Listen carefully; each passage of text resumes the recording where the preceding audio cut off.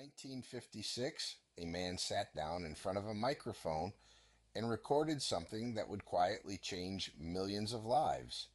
He wasn't famous. He wasn't on television. He had no social media following, no algorithm pushing his content to your screen. But what he said was so precise, so uncomfortably accurate, that people who heard it couldn't stop thinking about it. His name was Earl Nightingale, and the secret he shared wasn't new.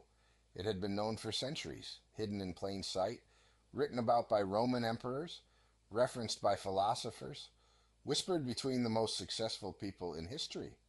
And yet, almost nobody was living by it. That's still true today. In the next few minutes, I'm going to tell you exactly what that secret is.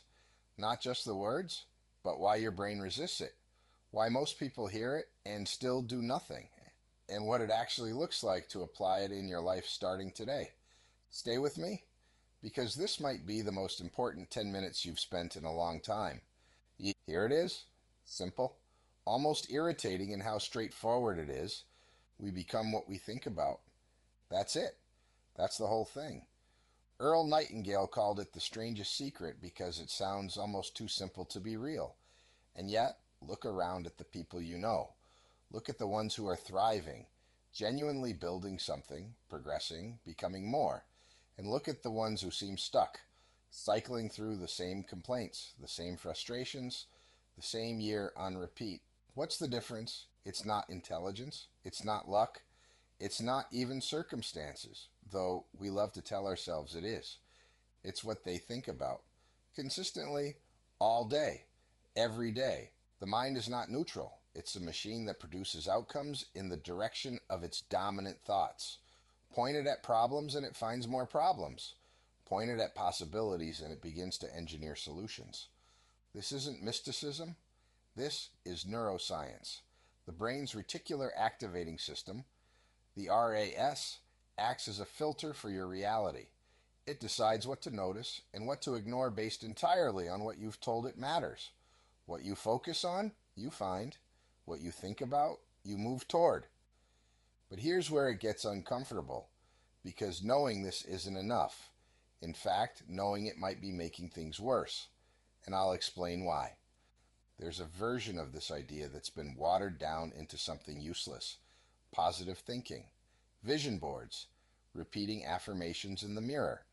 And millions of people have tried those things and gotten nothing from them. Not because the principle is wrong, but because they fundamentally misunderstood what thinking about something actually means.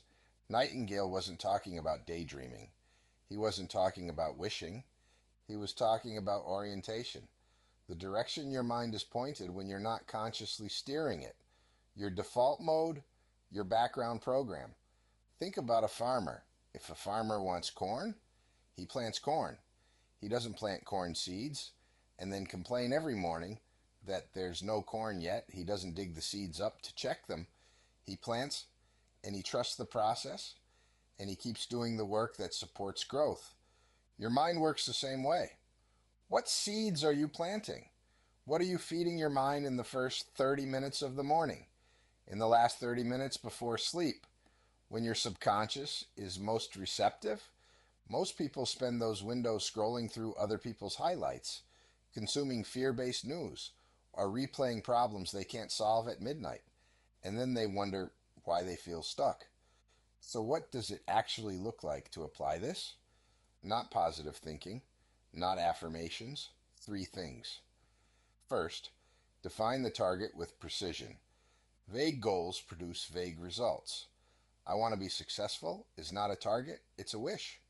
I want to build a channel that reaches 10,000 people with ideas that change how they think. That's a target. Your brain can work with that. It can filter for relevant information, notice relevant opportunities, drive relevant behavior. Second, feed the right mental diet. You're what you consume mentally, the books you read, the content you watch, the conversations you have. These are not neutral. Every input is either moving your default thoughts toward what you want or away from it. Start treating your mental environment the way an athlete treats their physical one, deliberately, protectively. Third, close the gap between thought and action. The trap most people fall into is using thinking as a substitute for doing. Real application of this principle means your thoughts are immediately expressed in behavior. You think about building something, you open the document and start. You think about improving your health, you take one concrete action today, not Monday, today. The secret isn't passive, it never was. Earl Nightingale ended his recording with a challenge. He asked people to try just one thing for 30 days. Pick a single, clearly defined goal. Write it down. Think about it every morning when you wake up. Think about it every night before sleep. And during the day, every time your mind wanders, bring it back to that goal. Not anxiously, not desperately, just hold it there, calmly, consistently. He predicted that most people who tried it seriously would be stunned by what happened, not because of magic, because of math, focus, consistently applied over time, compounds, just like money in the right account, just like a skill practiced deliberately, just like any force directed at a single point long enough.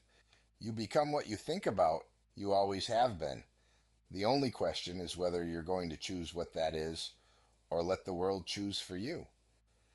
If this landed for you, I want you to do one thing right now before you keep scrolling. Write down one thing, just one, that you want to think about for the next 30 days, your target, your seed, and then come back to this channel because the next video I'm putting out is about the one specific form of discipline that separates the people who achieve that target from everyone else who doesn't. I'll see you there.